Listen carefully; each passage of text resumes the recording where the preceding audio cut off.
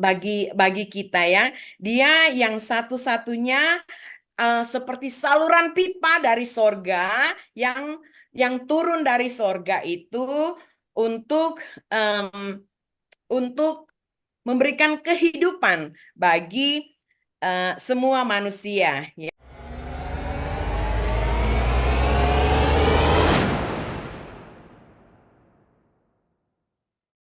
Halo Shalom. Ibu. Belum, Rona. Salam sejahtera di dalam Tuhan kita Yesus Kristus. Terima kasih Hmm. pertama-tama saya berikan pada Tuhan yang memberikan saya kesempatan untuk boleh melayani firman Tuhan di ibadah pagi ini. Dan kedua kepada Bapak Rasita, hamba Tuhan yang sudah em, mengajak saya percaya bahwa tidak ada yang kebetulan, itu semua dari Tuhan. Sebelum Amin. dunia dijadikan, sebelum kita kandung dari ibu kita, meeting ini sudah direncanakan oleh Tuhan. Amin. Uh, Amin. dan Amin. terima kasih kepada Bapak Ibu yang sudah bersedia pada pagi hari ini untuk boleh sama-sama kita berkumpul di ibadah ini. Ya, sebelum Ya. oh ya, saya perkenalkan sedikit ya. Saya orang Manado. Saya orang Manado. Saya tinggal di Seattle, di Washington, Amerika ini sudah kira-kira 20 tahun lebih.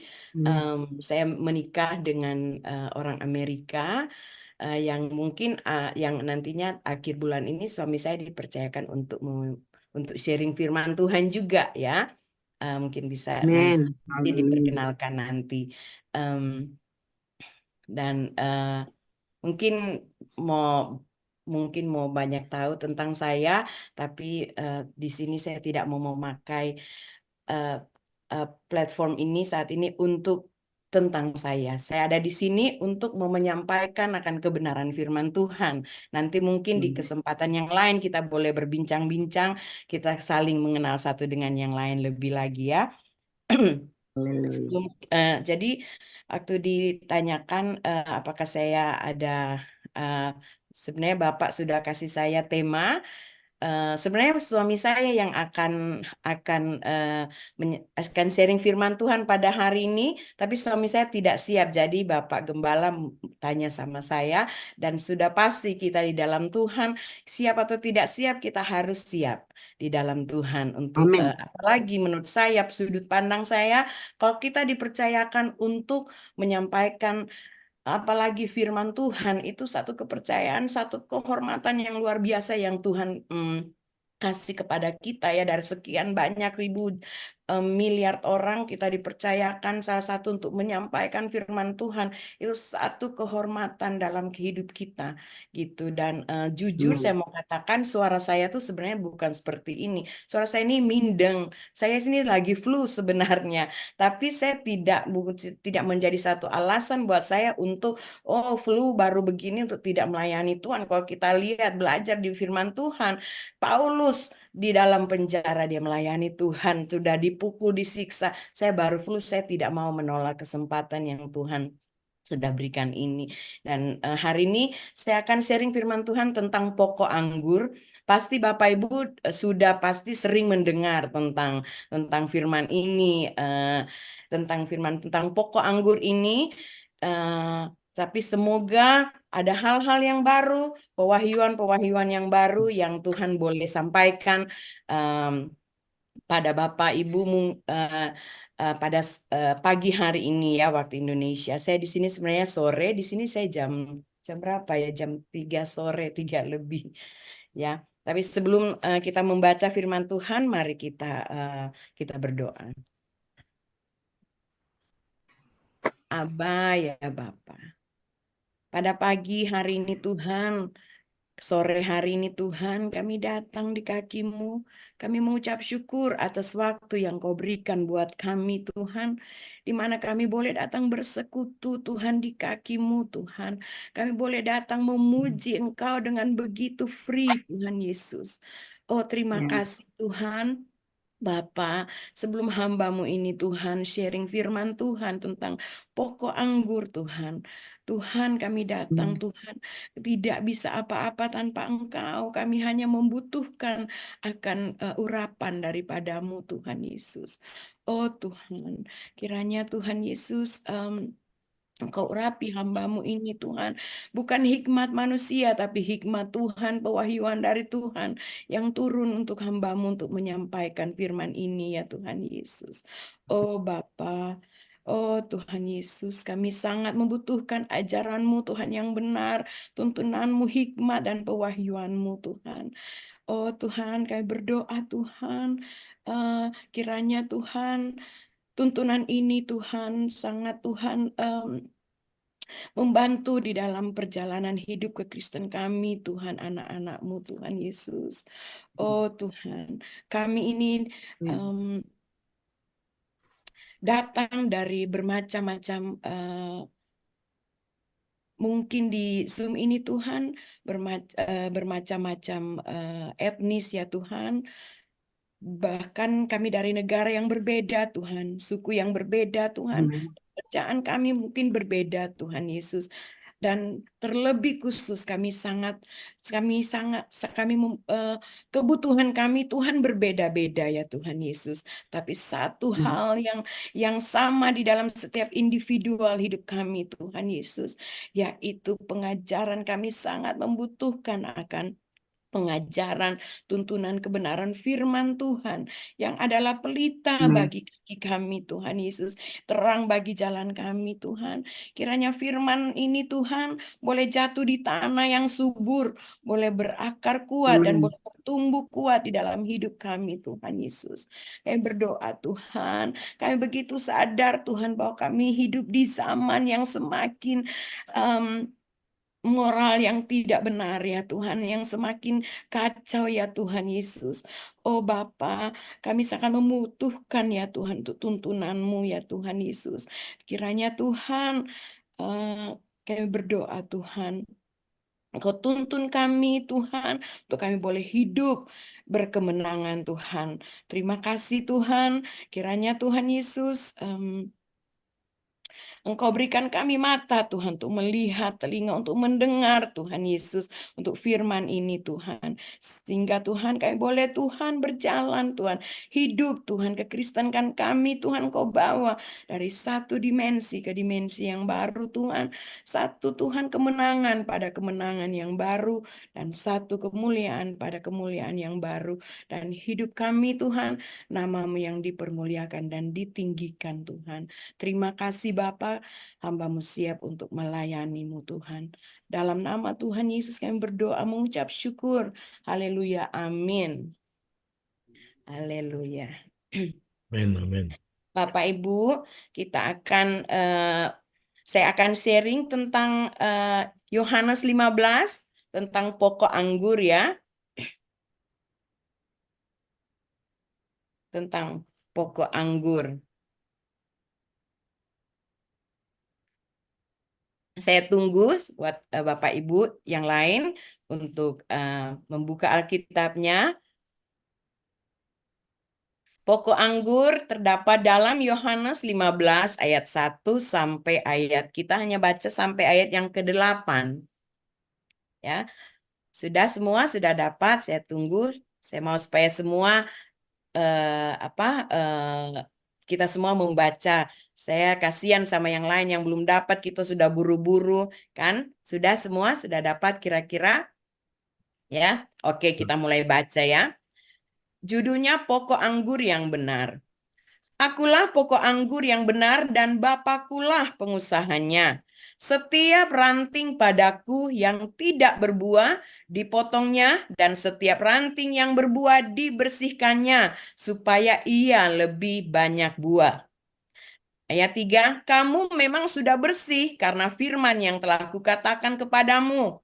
Tinggallah di dalam aku dan aku di dalam kamu. Sama seperti ranting tidak dapat berbuah dari dirinya sendiri kalau ia tidak tinggal pada pokok anggur. Demikian juga kamu tidak berbuah jika kamu tidak tinggal di dalam aku. Akulah pokok anggur dan kamulah ranting-rantingnya. Barang siapa tinggal di dalam aku dan aku di dalam dia, ia berbuah banyak, sebab di luar aku kamu tidak dapat berbuah apa-apa. Barang siapa tinggal di dalam aku, ia dibuang. Barang siapa tidak tinggal di dalam aku, ia dibuang keluar seperti ranting dan menjadi kering, kemudian dikumpulkan orang dan dicampakkan ke dalam api lalu dibakar.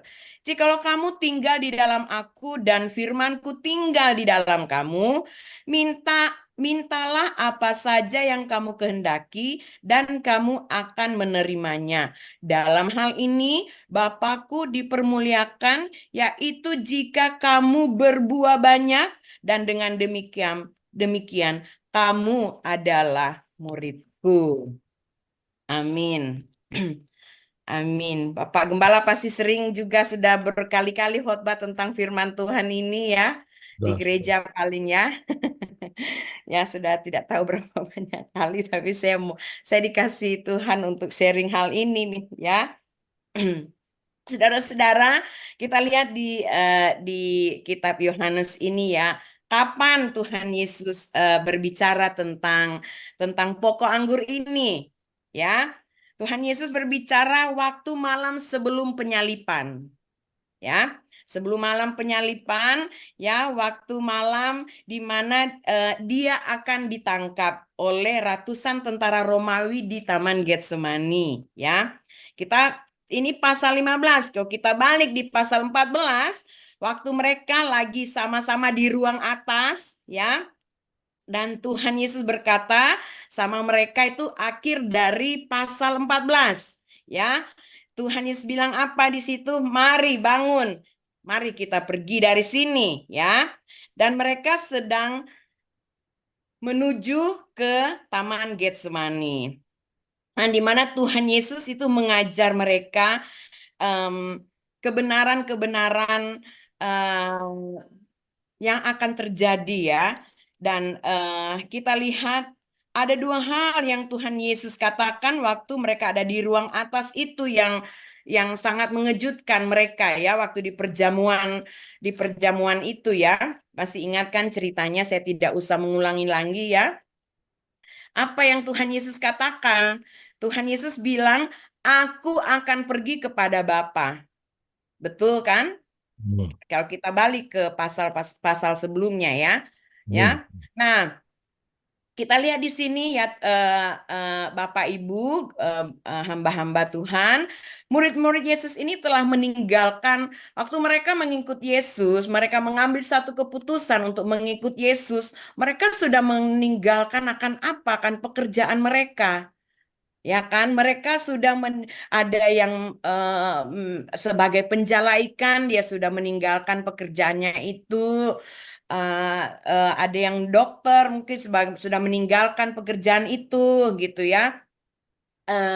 Jadi di sini saya tidak harus mendetail dalam membicarakan hal ini. Kita lihat bahwa mereka menginvestasikan kehidupan mereka dan apa yang mereka miliki, mereka sudah meninggalkan semua dan mereka mengikuti Yesus di sini. Betul? Amin. Betul? Betul kan? Nah, dan mereka mengambil keputusan untuk mengikut Yesus dan berharap yang Yesus itu adalah satu-satunya kehidupan mereka di sini. Nah, sekarang Tuhan Yesus bilang, saya akan pergi. Saya akan pergi meninggalkan karena saya akan pergi kepada Bapa. Ya kan? Bagaimana perasaan mereka waktu mereka ngomong seperti begitu? Coba kalau misalnya kayak kita begitu ya, kita sudah sayang kepada gembala kita, misalnya Bapak Ibu pasti ada satu gereja mungkin sayang kepada oh Pak Samuel Rande juga ada di sini, saya tidak perhatikan. Halo Pak Gembala, Shalom. Nanti saya WA Pak Gembala ya sebentar ya. Em, Nah, kita sudah mengasihi misalnya gembala kita, tiba-tiba gembala kita, halo Shalom Pak Gembala, ya, tiba-tiba gembala kita akan dipindahkan begitu. kita kan pasti oke, enggak.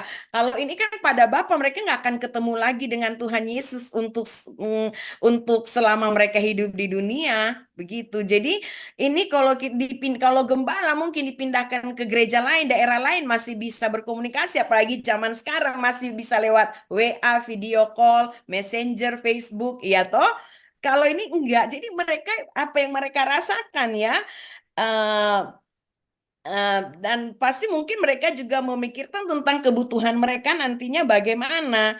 Nah, ini yang menjadi isu dalam hal ini. Hati mereka sudah pasti khawatir gitu, agak-agak mungkin kacau begitu ya. Dan isu yang kedua yang di pasal sebelumnya, apa Tuhan bilang bahwa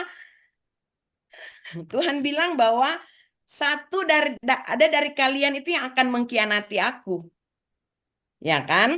Nah, atau dari kalian itu akan mengkhianati. Mereka jadi bertanya-tanya dong masing-masing. Hah, masa sih? Apakah aku?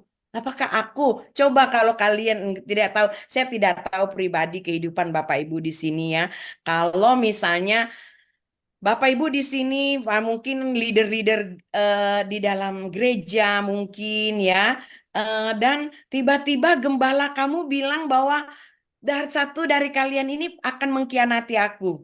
Pasti kan rasanya, hah? At- Pasti akan bertanya dong, tapi tidak bilang nama. Pasti akan bingung, akan bertanya-tanya di dalam hati pastinya, iya toh?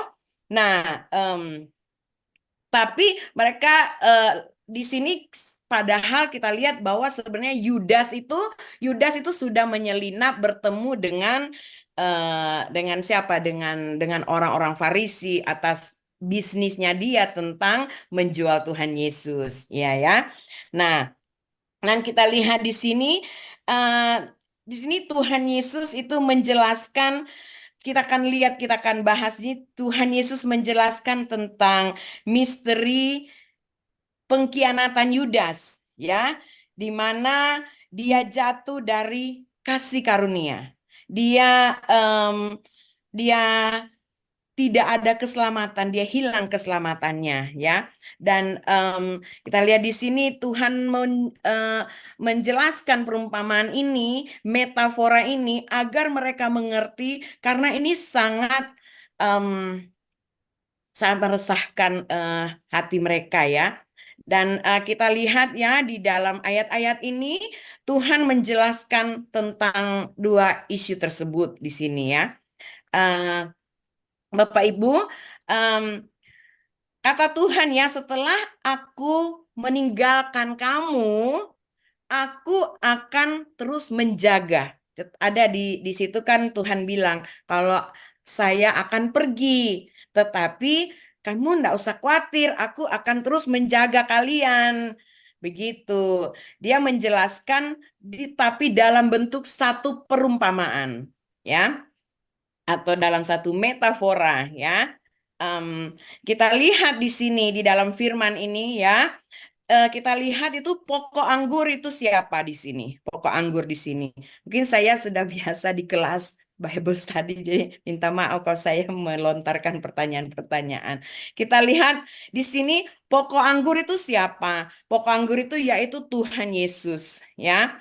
Tuhan Yesus, dan cabang-cabang dari pokok anggur ini yaitu murid-murid Yesus. Tapi sebenarnya di sini Tuhan Yesus sudah berbicara hanya kepada 11 murid Yesus, bukan 12 murid Yesus, karena Yudas sudah tidak ada di sini.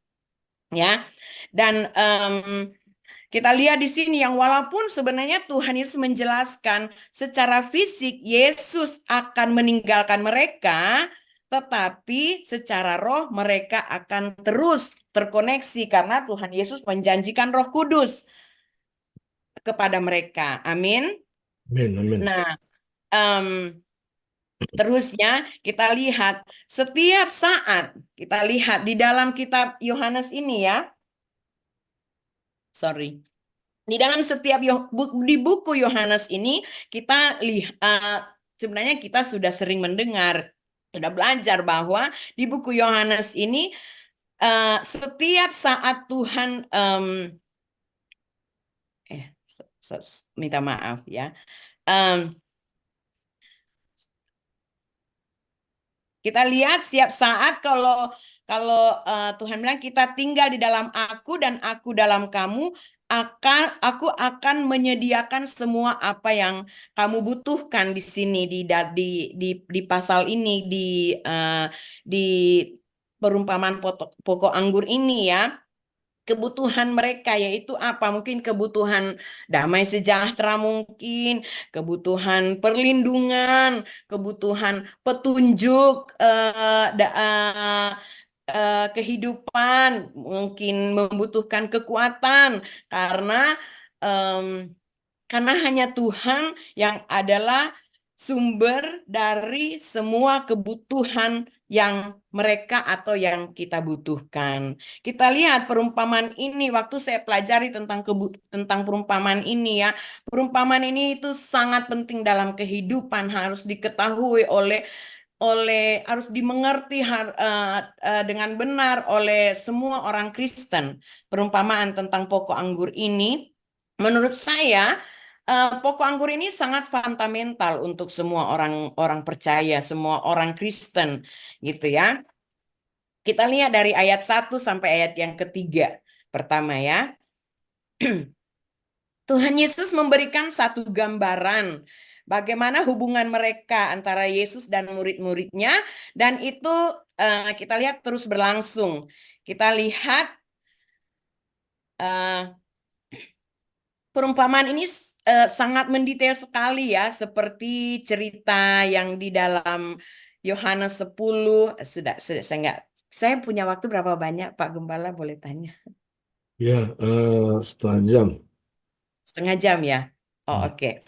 Oke, kita lihat pokok anggur ini, kata Yesus, akulah pokok anggur. Saudara-saudara, di zaman itu di Timur Tengah sana bisnis kebun anggur itu di mana-mana dan menjadi dominan dalam dunia pertanian di zaman itu ya. Dan Tuhan Yesus mengidentifikasikan akan dirinya itu sebagai pokok anggur. Dan di dalam pelayanan Yesus di dalam buku Yohanes itu, Tuhan Yesus ada serangkaian pernyataan Tuhan Yesus tentang dirinya dalam Alkitab. Tuhan itu bilang apa? Akulah roti hidup, akulah terang dunia, akulah pintu, kata Tuhan. Akulah gembala yang baik, akulah kebangkitan yang hidup, akulah jalan kebenaran dan hidup. Tuhan bilang, Tuhan menyatakan keilahiannya dia. Di mana? Kenapa Tuhan? Di mana? Dari mana start Tuhan bilang aku? Waktu dia memperkenalkan dirinya, waktu Allah memperkenalkan dirinya itu kepada Musa.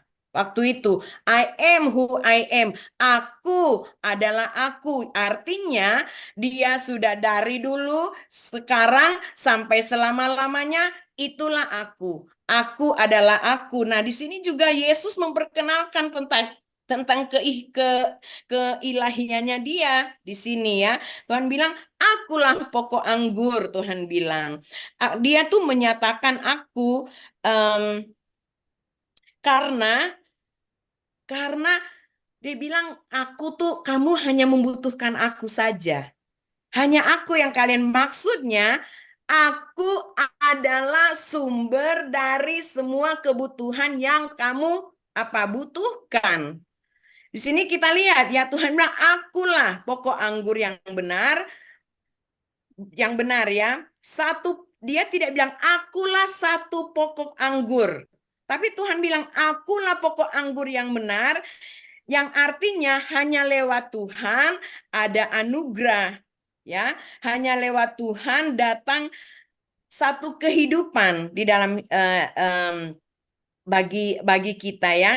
Dia yang satu-satunya seperti saluran pipa dari sorga yang turun dari sorga itu untuk untuk memberikan kehidupan bagi semua manusia ya. Dia bilang melalui pokok anggur yang sejati ini yaitu Yesus Kristus. Ini sangat penting sekali karena begini, kalau orang itu di sini dijelaskan kalau orang itu terputus, dari pokok anggur, dia berarti dia terputus dari Tuhan dan dari kasih karunia Tuhan. Kita akan belajar seperti Yudas di sini ya. Bapak Ibu, di sini apa kata Tuhan? Akulah pokok anggur yang benar. Kata pokok anggur yang benar di sini, kata benar artinya dia itu autentik. Dia itu autentik atau dia satu pohon yang asli. Dia itu yang genuine. Yang berarti kalau dia bilang aku adalah pokok anggur yang benar, berarti ada palsunya dong. Betul? Berarti ada palsunya. Nah, saya berikan contoh paling gampang, kita ibu-ibu suka beli tas. Kalau kamu mau asli, kamu ke Mangga, kamu mau asli, kamu pergi ke PI, ke Plaza Indonesia. Kalau kamu mau beli yang palsu, kamu pergi ke Mangga 2, pastinya ya. Ya, apakah kira-kira masuk akal, Bu Ibu? Ya. Masuk Nah, akal. ya. Eh, terus, nah, jadi kita kita tidak usah baca ya karena waktunya pendek. Sebenarnya ini pelajaran 5 sesi buat saya untuk saya rangkum sekarang yang tadinya saya persiapkan 1 jam, sekarang kata Pak Gembala 30 menit. Jadi ini panjang kalau cuman saya akan berusaha untuk menyampaikan apa yang saya bisa, tidak usah pakai baca, tapi bisa tulis, kalian bisa, Bapak Ibu bisa baca sendiri.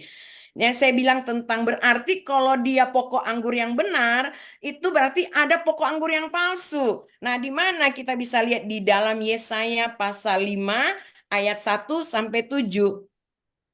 Di mana Israel itu digambarkan oleh Allah, oleh Tuhan sebagai pokok anggur.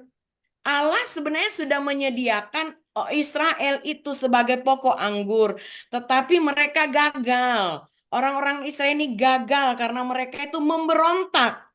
Di Mazmur 80 kalian bisa baca ya, Yesaya 5 ayat 1 sampai 7, Mazmur 8 bisa baca sini bagaimana mereka itu membelot ya. Israel itu tidak setia, mereka menyembah berhala, mereka hidup tidak bermola dan mereka Allah menjatuhkan mereka hukuman.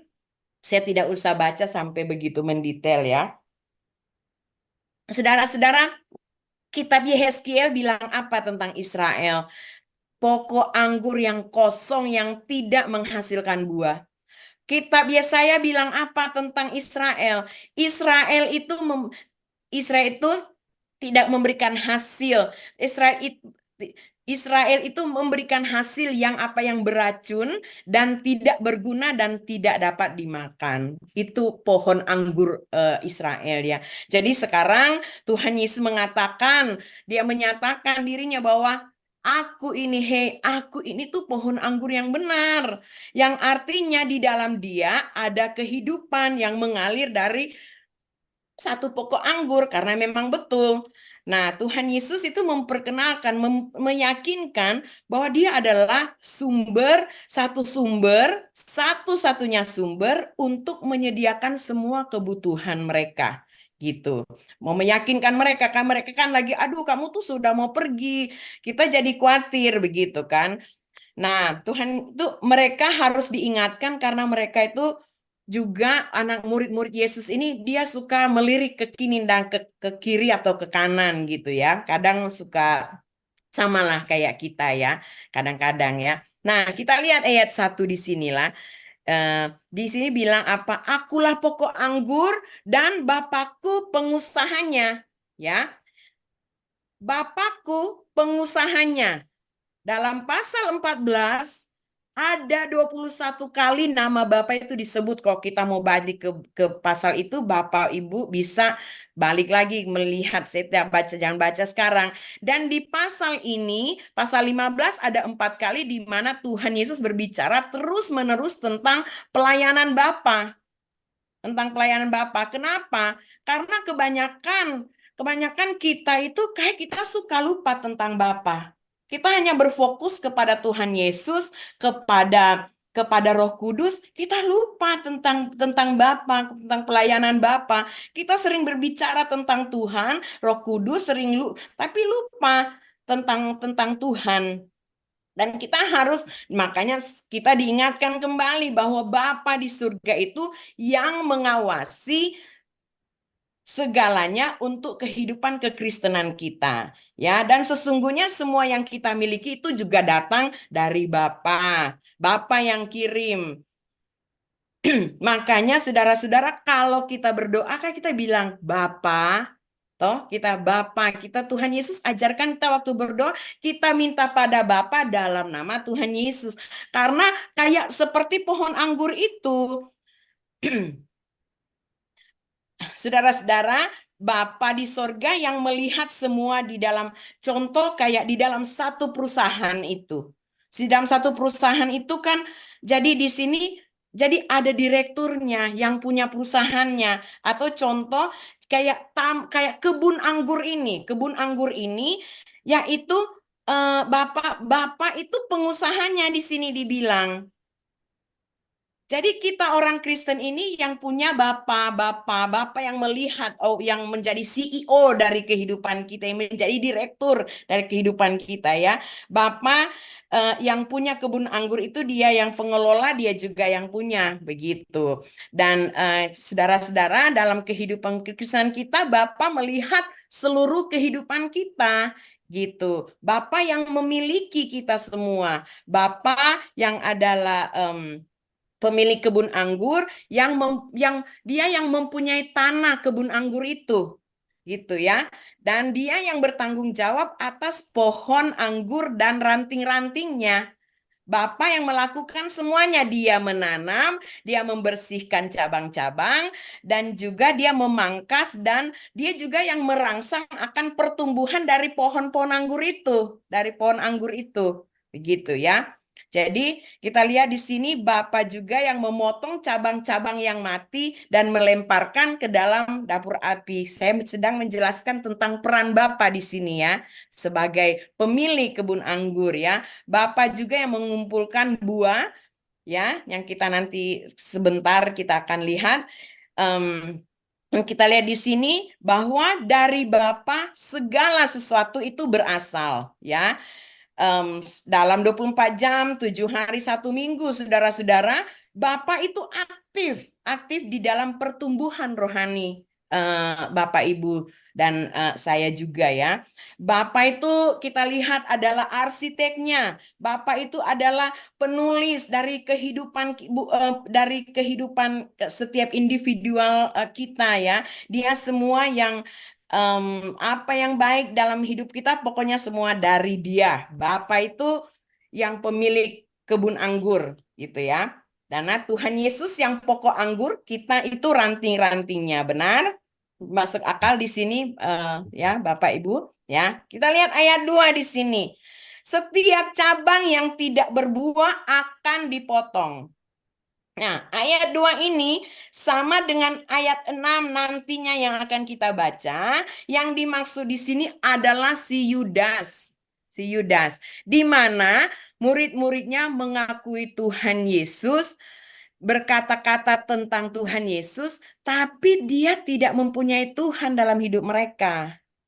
Bisa dimengerti di sini, Ya, ibu-ibu, bapak-bapak. Hanya orang tersebut itu hanya terjebak di dalam satu aktivitas kekristenan atau arus kekristenan atau kegiatan-kegiatan gereja atau kegiatan organisasi-organisasi kristenan, tetapi tidak punya Tuhan yang sesungguhnya dia hanya kegiatan religius, tetapi sebenarnya dia terhilang seperti Yudas. Tapi hmm, sebenarnya dia terhilang. Dibilang di sini tidak menghasilkan buah karena mati.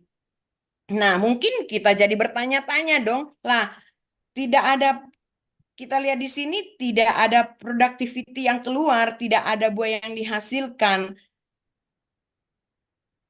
Jadi harus dimengerti bahwa um, satu perkumpulan itu ya gereja lah, gereja. Kayak kita memang orang bergereja gitu ya. Di dalam satu gereja itu ada gandum, ada jerami, ya. Ada domba, ada kambing. Ada yang benar-benar hidup dengan Tuhan dan mereka yang hanya sekedar mengenal Tuhan atau tidak punya hubungan pribadi dengan Tuhan.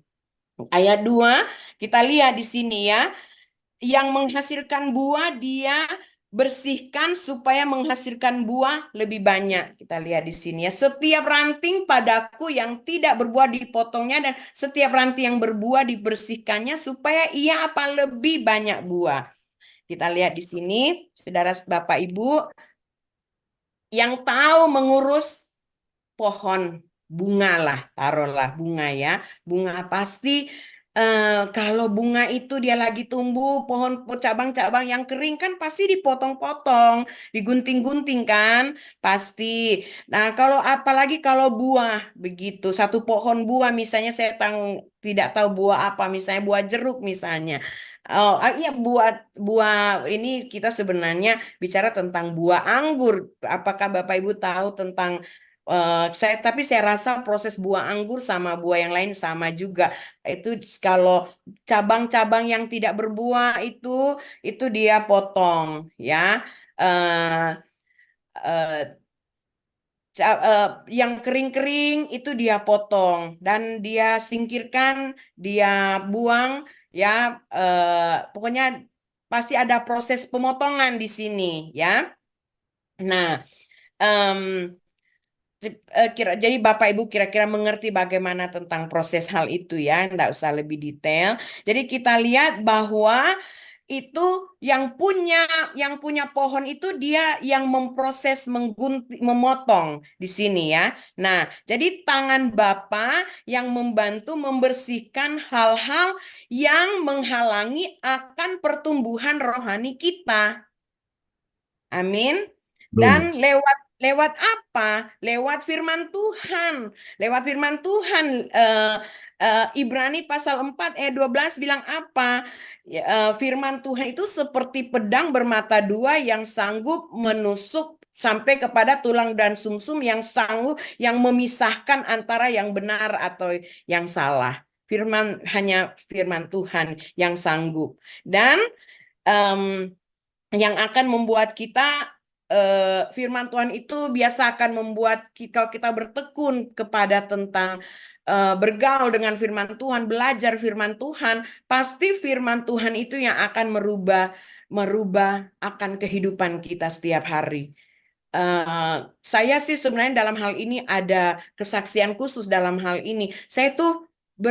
Saya jujur dulu saya di gereja, saya pelayanan berapa tahun lama. Saya pemimpin pujian ya di gereja saya. Kalau diundang gembala-gembala yang besar dari Indonesia yang jemaatnya ribu-ribuan, 10.000, dia itu mengundang yang pimpin pujian. Saya minta Veron ya yang mimpin pujian. Nah, tahu bagaimana pokoknya. Mungkin mereka lihat ada urapan khusus saya kalau pujian penyembahan, tapi saya diminta. Tapi saya mau jujur, saya tahu pimpin pujian, tapi saya tidak tahu firman Tuhan. Jadi yang lebih banyak dari kehidupan saya itu sebenarnya kesombongan. Sudah pelayanan mimbar setingkat itu, tapi karakter tidak bisa dikorek oleh orang. Orang ngomong sedikit saya langsung marahlah, begini begini begini begitu. Karena apa? Kita pelayanan hebat di mimbar, tapi secara firman Tuhan kita tidak ada pengetahuan firman Tuhan. Akhirnya apa hidupnya lebih kepada kesombongan ya. Itu pengalaman pribadi tapi sudah tidak begitu sekarang, pastinya justru sekarang melayani Tuhan hati-hati justru. Nah, saya lanjut. Jadi kita lihat di sini bahwa Tuhan sendiri itu yang terlibat di dalam kehidupan, di dalam pemangkasan, di dalam pemotongan akan hal-hal Allah sendiri, Bapa sendiri yang terlibat di dalam hal ini ya. Tangan Tuhan yang dahsyat itu yang kita tidak kelihatan ya, yang juga mengontrol hidup murid-muridnya, yang mengalihkan fokus anak-anak Tuhan untuk kembali ke jalan yang benar ya. Mungkin karena dalam kehidupan kita, bagaimana Tuhan memproses hidup kita, mungkin dalam lewat kesehatan kita gitu ya. Eh, Mungkin lewat pekerjaan kita, mungkin harta kekayaan kita, mungkin nama baik atau reputasi kita diuji ya. Em, tetapi waktu dia membersihkan dan dia membersihkan dan memotong akan hal-hal kedagingan di dalam kehidupan kita itu memang sangat menyakitkan ya.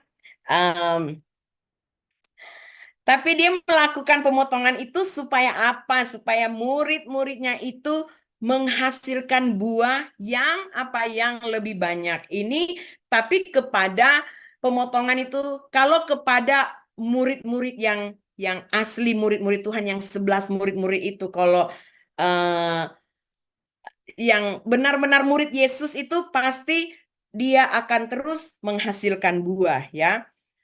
Kita lihat Bapak Ibu, walaupun kita melewati dengan waktu proses pemotongan itu, kita itu tidak enak, itu bahkan banyak yang sangat menyakitkan sampai bikin mungkin kita stres ya waktu menghadapi masalah itu. Tapi jangan khawatir karena itu hanya proses dari bagaimana Tuhan sedang membentuk kita untuk menjadi sempurna seperti Dia, ya. Ada juga Bapak Ibu cobaan yang Tuhan izinkan terjadi dalam hidup kita dan banyak mungkin yang oleh karena proses itu yang akhirnya mundur. Tetapi ada yang justru disiplin ilahi ini yang membentuk akan murid-murid Yesus untuk lebih sempurna menuju kepada kekudusan dan menghasilkan buah. Karena di ayat 8 dibilang apa? Karena buahmu, aku mengenal kamu dari buahmu nanti ya. Kita lihat buah apa? Buah apa yang kita harus hasilkan? Galatia 5, kita harus menghasilkan buah roh ya. Dan itu mungkin lebih ke 9 rasanya itu kasih, sukacita, damai sejahtera. Saudara-saudara saya mau cerita waktu saya suami saya kena cancer stadium 4 sekarang ya. Eh Tuhan di di waktu dapat hal itu saya berdoa Tuhan kasih saya Yakobus 1. Yakobus 1 bilang bersukacitalah waktu kamu mengalami ujian-ujian. Tuhan bagaimana mesti bersukacita ya menghadapi suami kena di didiagnos cancer itu. Bersukacitalah. Tuhan, saya tidak tahu. Ajar saya bagaimana harus bersuka cita. Ayat-ayat selanjutnya. Oh iya, jadi Tuhan akan membuat kita bertekun, kita akan disempurnakan. Jadi waktu Tuhan memproses kita supaya kita itu berbuah, mungkin Tuhan akan memproses kita dari suka sombong supaya kita menghasilkan apa? Rendah hati. Supaya kita bisa rendah hati supaya kita mempunyai satu motif yang benar kepada Tuhan. Mungkin kita menjadi lebih saleh, lebih benar, lebih kudus pada Tuhan ya. Kita lanjut ayat yang ketiga, Bapak Ibu. Di sini dibilang apa? Kamu sudah dibersihkan karena firman Tuhan. Apa artinya? Kamu sudah dibersihkan artinya kamu itu kita kembali kepada pertobatan yang mula-mula. Ya, saya tidak tahu di sini dari latar belakangnya Bapak Ibu. Ini tapi berbicara tentang yang hidup baru, yang di mana kita datang kepada satu pertobatan, percaya dalam hati, mengaku dengan mulut Yesus adalah Tuhan dan memberi diri dibaptis ya. Berbicara tentang hal itu di sini Tuhan bilang. Tetapi apa kalau kita balik ke pasal 13 ya, Tuhan bilang kalian itu sudah bersih, tapi tidak semua bersih. Artinya kenapa? Oleh karena ada Yudas. Ada Yudas di situ. Di Yudas ini tidak bersih sama sekali. Nah, kita lihat saudara-saudara ayat 1 dan 3 itu kita berbicara tentang eh, kita. Saya mau ajukan pertanyaan sekarang. Dari pembahasan ayat 1 sampai ayat 3, saya pertanyaan itu ada di hati masing-masing Bapak itu. Ada di mana kita sekarang? Amin. Cuman Bapak Ibu yang bisa jawab untuk hal itu, jawab masing-masing di hadapan Tuhan ya. Nah, sekarang apakah cabang eh eh, yang apa cabang yang tidak dihasilkan dan amin. Apakah cabang yang tidak menghasilkan dan apakah cabang yang tidak di sini tuh ada dua kategori sebenarnya Bapak Ibu. Cabang yang menghasilkan dan cabang yang tidak menghasilkan, yang artinya jadi ada keselamatan dan ada yang tidak diselamatkan. Hanya ada sorga dan hanya neraka di sini ya. Dan ayat 4 dan ayat 5 ya, kita lanjut terus. Tuhan bilang apa? Yesus bilang apa di sini? Tinggallah di dalam aku dan aku di dalam kamu. Bapak Ibu, perumpamaan ini menjelaskan dengan sangat jelas untuk menghasilkan buah. Kamu harus tinggal terus di dalam Tuhan Yesus yang adalah pokok anggur. Yang kita harus terkoneksi terus untuk kita menjadi orang Kristen yang sempurna. Kita harus tetap tinggal dekat dan terus dekat dengan satu keintiman, bertahan terus di dalam setiap permasalahan kehidupan kita yang menghimpit kehidupan kekristenan kita. Kita harus terus intim bertahan di dalam satu hubungan dengan Tuhan Yesus ya. Bukan ntar sekarang begini, ntar sekarang kuat, ntar sekarang ya kadang kita memang begitu, tapi kita harus terus bertahan. Kita harus tekun bertahan di dalam hubungan punya hubungan dengan Tuhan terus ya. Kita harus tekun terus percaya dan kita harus taat pada firman Tuhan atau setiap hari kita ada dalam persekutuan dengan Kristus. Persekutuan dengan Kristus itu harus setiap hari, Bapak Ibu. Kita harus tinggal. Ini adalah tinggal di dalam Tuhan itu, ini adalah satu perintah. Bukan suka-suka kita aja kapan kita tinggal, sekarang kita tinggal, besok kita tidak tinggal. Bukan begitu, Bapak Ibu. Kata tinggal di sini ini adalah satu perintah, satu keputusan yang harus kita buat. Ya, kadang kita mungkin sibuk di dalam doa kita, di dalam firman Tuhan, ya, mungkin kita kekristenan kita, aktivitas kita ini, tetapi mungkin kadang kita tidak. Tapi kembali lagi saya mau ingatkan bahwa tinggal dalam Tuhan itu sebagai orang-orang Kristen itu adalah satu perintah untuk kita hidup dekat, intim, bergaul, berfellowship dengan Tuhan. Artinya kita terus-menerus harus terus dengan firman Tuhan itu setiap hari berfokus pada Tuhan dari apa yang kalau di Amerika itu beritanya itu sudah sangat bermacam-macam ya. Itu kayak hidup ini dunia ini semakin kacau Bapak Ibu ya. Memang semua kita sama-sama percaya bahwa kedatangan Tuhan sudah semakin singkat ya. Tetapi firman Tuhan di dalam Matius 6 ayat 33 itu berkata, carilah ke carilah kehendak Tuhan, maka semuanya itu akan ditambahkan kepadamu. Artinya kita harus memprioritaskan untuk kita tinggal di dalam Tuhan ya.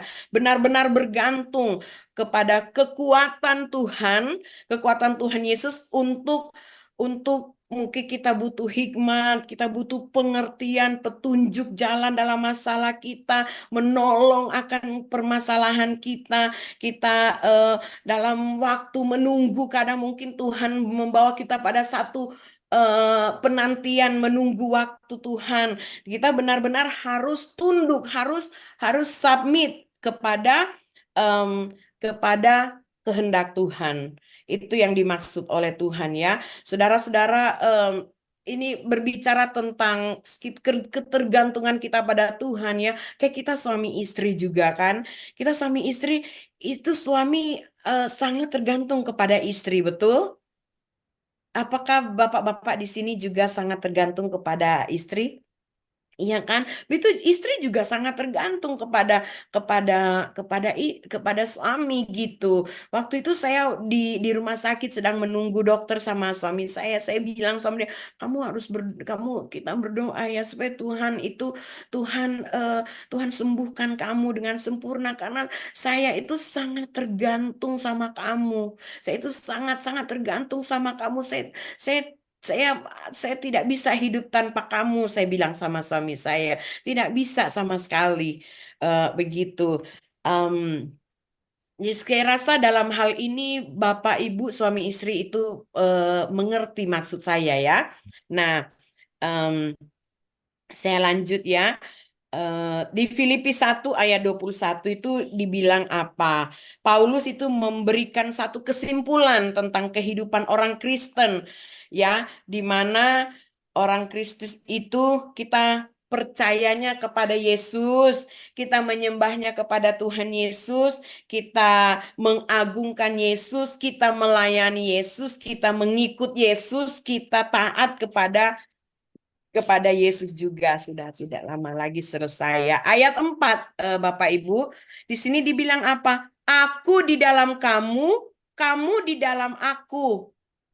Tuhan Tuhan juga yang akan kalau kita di dalam Yakobus 4 itu dibilang apa? Mendekatlah kepadaku dan aku mendekat kepadamu itu. Jadi kita fully benar-benar setiap hari itu ada di dalam satu persekutuan dengan Tuhan gitu ya.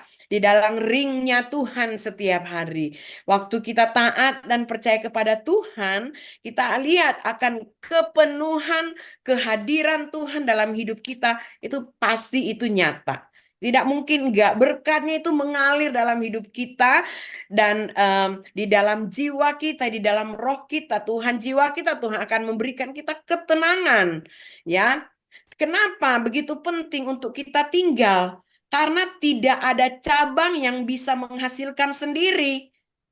Tapi pokok anggur, ya, pokok pohonnya itu yang melakukan, yang memberikan buah di dalam kehidupan dari pokok anggur itu ya. Begitu juga dengan kita. Kita tinggal dalam Kristus adalah syarat utama. Syarat utama kita sebagai orang Kristen itu yaitu kita harus tinggal di dalam Kristus sehari-hari. Ya, kita sangat memerlukan supaya masing-masing kita mengalami satu kepenuhan Tuhan setiap hari, setiap hari. Kita lihat ayat 5 ya. Tuhan Yesus mengulangi kembali di ayat 5 itu ya. Akulah pokok anggur, kamu ranting-rantingnya ya. Eh, kamu rantingnya. Ini dia hanya mengulangi tentang statementnya di ayat 1 dan sampai ayat 3. Di situ ia akan berbuah banyak. Dia hanya mengulangi tentang ayat 4 juga sebenarnya. Kita lihat di sini ya. Buah roh ya.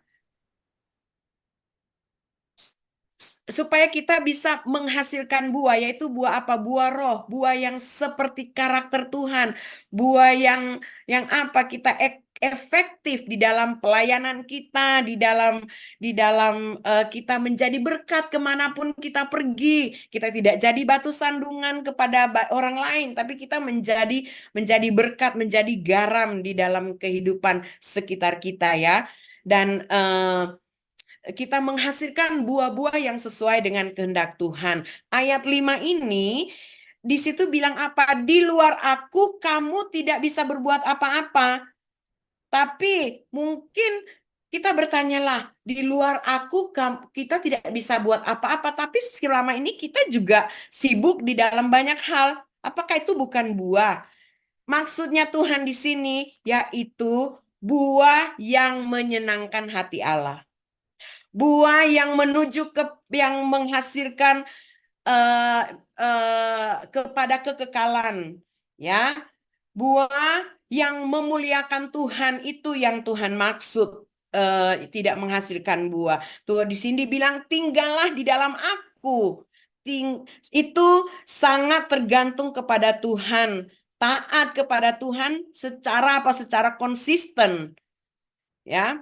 Em, kita lihat bukan, kita tidak bergantung kepada diri kita, kepada orang lain, tetapi kita terus melihat kepada Kristus, hidup taat kepada Kristus, hidup bergantung terus kepada Kristus, karena kita tidak bisa apa-apa tanpa Kristus. Usia sudah mau selesai ya. Bapak Ibu, ayat 6 ya. Eh, yang tidak tinggal di dalam aku, apa kata firman Tuhan yang tidak tinggal? Akan apa? Akan dipotong, dia akan kering, dia akan dikumpulkan, dan dia akan dibuang di dalam api, dan apa? Dia akan dibakar. Ya, untuk apa? Selama-lamanya. Selama-lama, sepertinya itu rohnya dia eksis, dia ada, tapi sebenarnya dia tidak ada. Dia tidak ada, tapi dia juga ada, gitu ya. Gitu. Ini serius sekali ya, tentang hal ini. Kita lihat Yudas di sini, dia itu hari-harinya dia bersama Tuhan. Ya, hari-hari dia bersama Tuhan, dia menolong Tuhan. Mungkin waktu Tuhan Yesus kasih makan 5.000 orang, dia ada di situ juga ikut membantu-bantu memberikan makanan, ikut membersihkan makanan itu. Mungkin apa kita lihat, dia itu dipercayakan dalam masalah keuangan. Ya, dia dipercayakan dalam masalah keuangan di sini ya. Tetapi apa? Em, tetapi dia itu dia dipotong oleh Tuhan. Dia tidak mendapat keselamatan dari Tuhan. Kita lihat di dalam Matius 7 ya, Matius 7 itu kalau tidak salah ayat 24 itu dia bilang apa? Tidak semua orang yang berseru-seru kepadaku Tuhan, Tuhan akan masuk. Tapi dia yang melakukan kehendak Bapakku yang di sorga. Orang-orang yang tahu kehendak Bapa. Penting sekali Bapak Ibu itu harus mengerti tentang kehendak Bapa dalam kehidupan kita. Ayat 7 itu kita lihat janji-janji Tuhan ya. Kalau dia bilang tinggal dalam aku, firmanku tinggal di dalam aku, ada hubungan yang baik, firmannya tinggal dan hidup di dalam kehidupan kita ya. Eh, di Kolose 3 ayat 6 juga dibilang tentang firman Tuhan ya. Eh, itu ada janji-janji Tuhan. Penting sekali Bapak Ibu untuk kita benar-benar bergaul dengan firman Tuhan, karena tidak ada tidak ada orang yang akan berubah hanya dengan mendengar khotbah orang. Mungkin ya kamu itu khotbah orang itu Tuhan yang kasih pewahyuan kepada orang itu waktu dia belajar, waktu dia duduk berjam-jam belajar firman Tuhan, itu Tuhan sendiri kasih ke dia, disampaikan, betul disampaikan. Tapi lain dengan kita yang benar-benar membaca, mempelajari ini Tuhan maksudnya apa, ini dari saudara saya itu belajar firman Tuhan, Kejadian, Keluaran, Imamat, Bilangan, Ulangan, dari pasal ke pasal, ayat per ayat. Di situ baru saya baru saya mengerti tentang kronologi Allah, baru mengerti tentang Tuhan, baru saya tahu, oh ternyata hidup kekristenan tuh seperti ini. Dulunya pelayanan hebat-hebat di mimbar ya, tapi saya tidak mengerti firman Tuhan. Baru belajar firman Tuhan, cuman firman Tuhan yang sanggup merubah orang, yang firman Tuhan itu yang tajam seperti pedang bermata dua itu, yang sanggup merubah sifat karakter orang, setiap individual manusia ya. Kalau kita mengerti kehendak Tuhan, firman Tuhan pasti kita juga. Nah, kalau kita sudah mengerti firman Tuhan, kita itu pasti mintanya itu apa yang menyangkut tentang kekekalan. Kita tidak akan minta tentang kemewahan, kita tidak akan terus meminta-minta kekayaan. Kalaupun kita misalnya contoh ya, suami saya itu sakit kanker stadium 4, jujur ya, saya bilang ya, itu kita bisa berserah pada Tuhan karena sudah mengerti, oh iya Tuhan berdaulat atas setiap hidup manusia. Biar kita bilang jangan ambil, kalau Tuhan mau ambil, biar kita ada orang yang sudah suka mati, tapi Tuhan berdaulat. Kita pasti akan mintanya, Tuhan, apa yang Engkau pandang baik itu yang terjadi itu yang kiranya terjadi di dalam kehidupan kita. Saudara-saudara, di sini Tuhan, kalau kita mengerti kehendak Tuhan, isi hati Tuhan, kita mengerti karakter-karakter Tuhan, kita pasti akan minta-mintanya itu apa yang berkenan pada Tuhan, menyangkut tentang kekekalan. Mungkin kita akan mintanya supaya semua keluarga kita yang berikatan darah dengan kita untuk bisa bertobat, untuk boleh datang mengenal kepada Tuhan, ya. Mungkin kita akan berdoa pelayanan kita supaya kita boleh menjangkau banyak jiwa-jiwa, supaya banyak pertobatan terjadi, ya. Karena saudara-saudara, di sini dibilang, sudah saya nak ini ke situ ayat 8, saudara-saudara, sudah mau selesai, benar-benar sudah mau selesai. Ayat 8 di sini dibilang apa? Bapakku dimuliakan dari hasil buahmu. Dari mana orang Kristen itu benar-benar dibilang, wah itu saya kagum, orang itu benar-benar orang Kristen. Dari mana? Dari buah. Dari buah yang dihasilkan orang itu, orang itu akan benar-benar tahu. Orang lain akan mengenal bahwa oh iya memang orang ini benar-benar orang Kristen. Jangan jadi kayak Penina. Penina, siapa Bapak Ibu tahu cerita Penina dan Hana? Setiap kali Hana mau ke rumah Tuhan, mereka setiap tahun dalam 1 tahun itu ada waktu mereka datang di rumah Tuhan untuk datang berdoa, mengucap syukur atau apa begitu ya. Ada satu selebrasi. Penina itu selalu menyakiti hati Hana. Waktu ke rumah Tuhan, gereja kadang jadi tempat gosip, jadi tempat tempat perkelahian kadang seperti Penina. Jangan seperti itu ya. Seperti yang kita lihat di sini, pemilik kebun bunga, kebun anggur itu pasti waktu kalau orang petani itu, waktu dia atau yang pemilik kebun buah-buahan, kebun anggur, waktu dia menghasilkan banyak buah, itu pasti kembali lagi siapa yang disanjung-sanjung. Itu pemilik kebun itu. Wow, wow, wow, begitu. Sama dengan Bapa di sorga. Kalau kita orang-orang Kristen semua itu, anak-anak Tuhan, menghasilkan banyak buah, buah roh yang kita hasilkan itu, pasti dari kehidupan kita, Bapa di surga akan dipermuliakan dalam kehidupan kita. Amin. Nah, dan kalau buah itu banyak, Tuhan bilang ayat yang terakhir, ayat 8 di sini ya. Dalam hal ini Bapakku dimuliakan, yaitu jika kamu berbuah banyak, dan dengan demikian kamu itu adalah muridku. Kamu semakin banyak buah, Tuhan bilang. Jadi kalau kita tahu kita berbuah yang baik, yang banyak, kita tahu kita juga punya satu keyakinan tentang keselamatan kita. Tuhan bilang, dari buahnya aku akan tahu kalau kamu itu adalah muridku. Kadang mungkin banyak orang Kristen yang bertanya-tanya, apakah aku selamat, apakah aku tidak selamat? Ya begitu.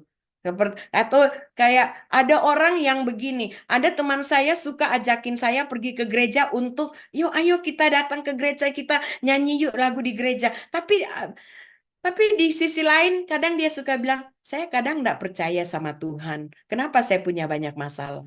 Tapi dia sering bernyanyi di gereja. Itu video-videonya di media sosial, di Facebook itu di mana-mana. Karena sering menyanyi di gereja. Tapi dia juga sering bilang sama saya, dia itu, saya suka nggak percaya sama Tuhan. Kenapa kehidupan saya seperti ini? Saudara, kalau itu orang akan melihat. Saya sekarang menolak untuk pergi, dulu pernah, tapi habis kebanyakan tidak. Saya menolak untuk memuji-pujian di gereja sama orang itu. Nah, jadi apa di sini Tuhan bilang, dari buahnya. Dari buahnya akan tahu kalau orang itu dalam Tuhan sungguh-sungguh atau tidak.